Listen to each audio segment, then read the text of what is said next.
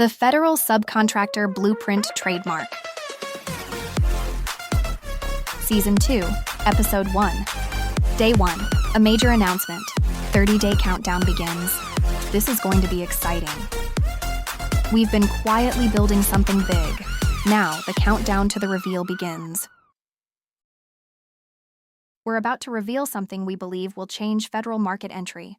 Welcome to the Season 2 premiere of the Federal Subcontractor Blueprint trademark.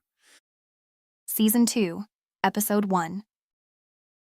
The Executive Federal Market Entry Operating System. I'm Maya Chen, and today I'll be interviewing John E. Cornish III, founder of Marshall Davis Medical Logistics, LLC, and proprietor of the Federal Subcontractor Blueprint trademark podcast. John is also the creator behind what we're about to discuss, so my role today is simple. Ask the questions, challenge the ideas, and help you understand what he's building and why it matters. Today is day 1, and this episode is different. John, I have to tell you, I've been waiting for this episode because you've been unusually quiet about what you've been building. That's because I didn't want to talk about it too early. Which, knowing you, means it had to be serious. Very serious. Okay. Then forget our normal format today. I don't want the polished announcement. I want the story. What have you actually been building? We've built what I believe can become one of the most complete federal market entry operating systems available to an established small business owner who wants to enter the federal marketplace professionally. That's a huge statement. It is. And you sound pretty comfortable saying it. I am, because I know what went into it. And the important thing is that this isn't a course. It isn't a sam.gov registration package. It isn't 50 templates in a folder with somebody telling you, good luck. It's an operating system around the business. Explain that for me, John, because I think a lot of business owners hear federal market entry and assume it starts with registration and bidding. You're clearly talking about something much bigger. What are they missing? Think about what normally happens when a business owner says, I want to get into government contracting. Somebody tells them to register in sam.gov. Then they hear about NAICS codes, then capability statements, then certifications, then bidding, then subcontracting, then LinkedIn. And suddenly they have 15 separate pieces of advice coming from 15 different directions. Wow. And that's the part people probably don't realize. You can check every one of those boxes and still end up with a business that feels disconnected. The website says one thing, LinkedIn says another. The capability statement emphasizes something else.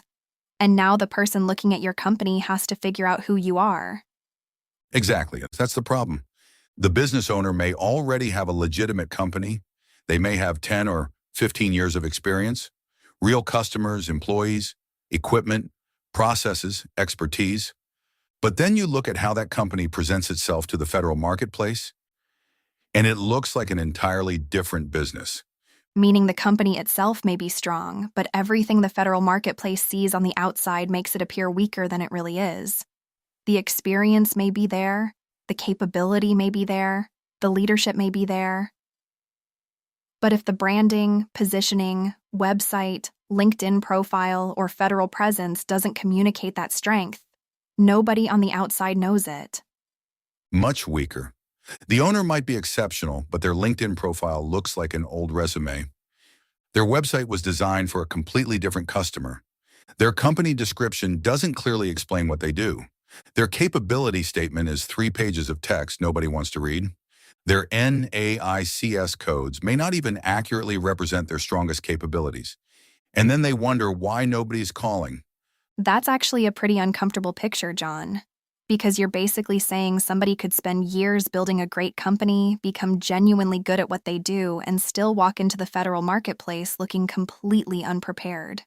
And the people evaluating them may never realize how strong the company actually is because the presentation doesn't match the reality. You're right, it should be uncomfortable. Because federal buyers, prime contractors, supplier managers, everybody in this market is evaluating signals. Who are you? What do you do? Where do you fit? Do you look credible? Do you understand your market? Should I trust you around my customer? And you're saying those questions are being answered before somebody ever gets on the phone with you. Absolutely. Your digital presence answers questions about you when you're not in the room. So that became the foundation of what you built. But when did you realize the answer wasn't just fixing one or two pieces, that the real solution had to be an entire system? Yeah, so I started looking at federal market entry differently. Instead of saying, how do we get somebody registered? I started asking, what would this company need to look like, sound like, understand, and know if we wanted them to enter the federal marketplace as a professionally positioned business? That's a very different question. Completely different. And once you ask that question, the project gets much bigger. What does that include exactly? We start with the executive-facing identity, LinkedIn positioning, executive website development, professional branding, branded visual assets, an executive quality company description, making sure that when someone discovers this business, what they see actually supports the claim that this is a serious company. So before contracts, you're dealing with perception, credibility, fair correction. Because perception can be superficial. Credibility is different. We're trying to make the company's external presence accurately represent the quality that already exists inside the business. I like that. Then we move into federal market architecture. What is the company actually capable of doing? What should the primary NAICS be? What ancillary NAICS codes genuinely belong? How should sam.gov support that positioning? What does the one-page federal capability statement need to communicate? What agencies are potentially relevant? What prime contractors operate in those markets? Where are the subcontracting lanes? What terminology does the federal market use when describing what this company does? And now we're not talking about branding anymore. This is really about positioning, making sure the right agencies, prime contractors, and potential partners can actually understand what you do and recognize where your company fits. Exactly. Now, branding connects to market intelligence. And that's where this starts becoming an operating system instead of a marketing package. John, I'm going to stop you because this is already bigger than I thought you were announcing. Good. No, seriously. When you first told me you were building something for business owners entering federal contracting, I thought maybe capability statements, registrations, positioning. This sounds like you're building the entire federal-facing version of the company. That's a pretty accurate way of saying it. The company may already be established. We are building the infrastructure around how that company enters and presents itself to this particular marketplace. And there's an intelligence component too. There has to be. Because once I help you become positioned, the next question is, position for what? There it is. A business owner doesn't need 500 random contracting opportunities emailed to them. They need relevant intelligence, opportunities that align with actual capability, sources sought that may matter, RF is that may reveal where agencies are heading, prime contractors that may need what they do, subcontracting lanes where their capability can actually fit. So not more information. Better information. More information is not necessarily more intelligence. Okay, that's important. Because I think that's where a lot of people get this completely wrong. It's true, and executives don't need more noise. They need to understand what deserves their attention. Now I want to get to something that I think makes this launch really interesting. Because people listening might assume the next thing you're going to say is, and if you want to learn any of this, buy the program. No, And that's intentional? very intentional. For the next 30 days, people can follow this entire reveal. They can listen to the podcast, follow us on LinkedIn, watch the videos, read the emails, take the principles, look at their own business, make improvements. And if they reach day 30 and decide they never want to buy anything from us, that's fine. They can literally walk away. Absolutely. With more knowledge than they had on day one. Why give that much away? Because I don't want this campaign to be 30 straight days of advertisements. I want it to be 30 days of discovery. And that's where I think the real shift happens. A company can absolutely be capable, but if I have to dig through 3 websites and 10 paragraphs just to figure out what you actually do, you've already made the decision harder for me. Every day should expose something. A weakness business owners may not realize they have. A principle, a standard, a component of professional federal market entry. Maybe one day we talk about why your LinkedIn profile matters. Another day we look at capability statements. Another day, NAICS positioning. Another day, subcontracting. Another day, the difference between chasing solicitations and understanding where federal money is already flowing. So somebody following the campaign should actually become smarter as the 30 days progress. Absolutely. And if somebody spends 30 days with us and never gives us $1, but they come out of it saying, I finally understand what my company has been missing, I consider that a win. But you're not giving away the operating system. No, that distinction matters. We'll teach principles. We'll show examples of what professional positioning looks like. We'll explain why certain components matter.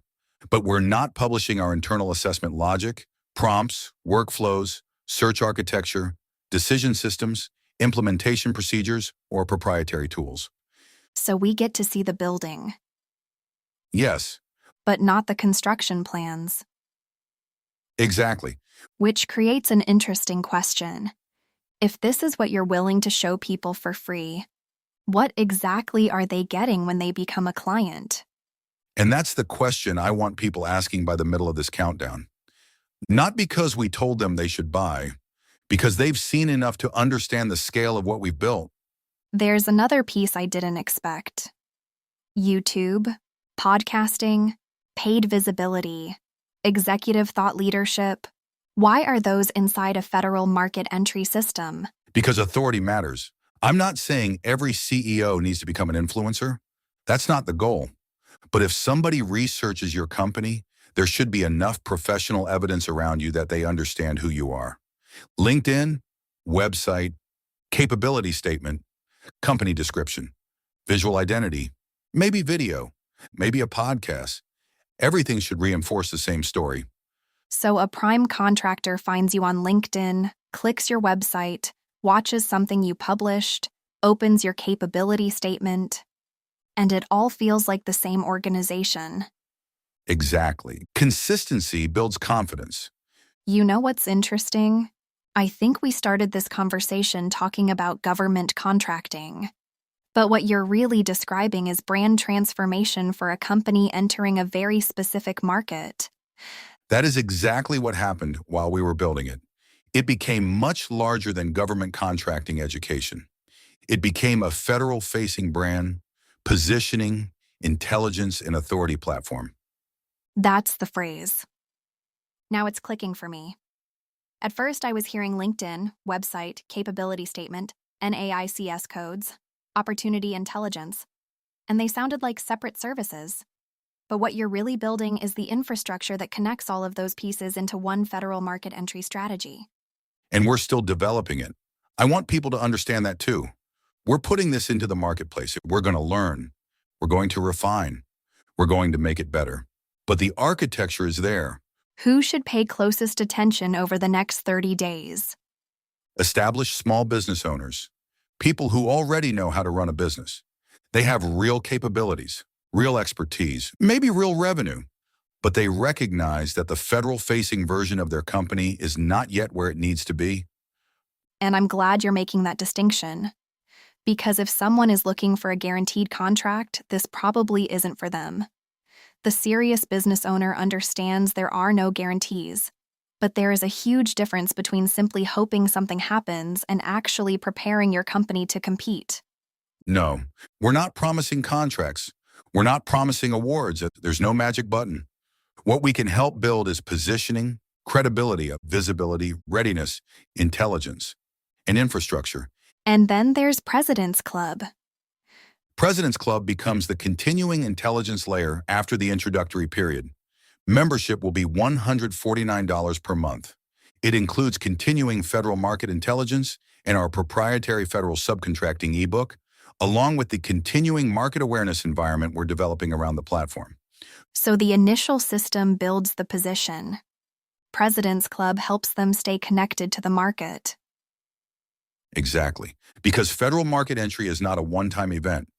Markets move, agencies change direction, prime contractors win work, new sources sought appear, companies develop new capabilities. Your positioning should evolve with it.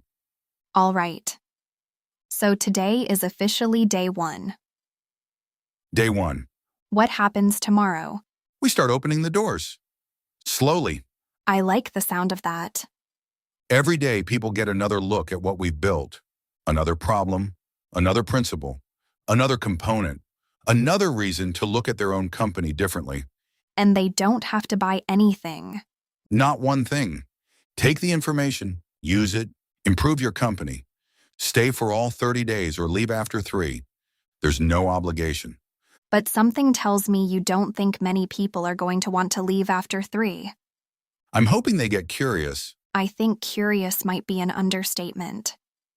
Because if I'm a business owner listening right now, there's one thought going through my head. What else is inside this thing? Good. That's exactly where I want day 1 to end. Before we close, let's give them something to really think about tonight. Not another checklist or assignment, just one honest question that makes them look at their business differently. John, what's the question? Ask yourself this. If the right federal buyer, prime contractor, supplier manager, or teaming partner discovered my company tonight, would what they find make them want to know more? That's good. And if the answer is no, don't get discouraged. You just identified something worth fixing. And over the next 30 days, we're going to show you what professional federal market entry can actually look like. And apparently, John, we're just getting started. We are absolutely just getting started. 30 days. 30 days. This is day 1. And tomorrow we open the door a little wider. I can't wait. The countdown starts now.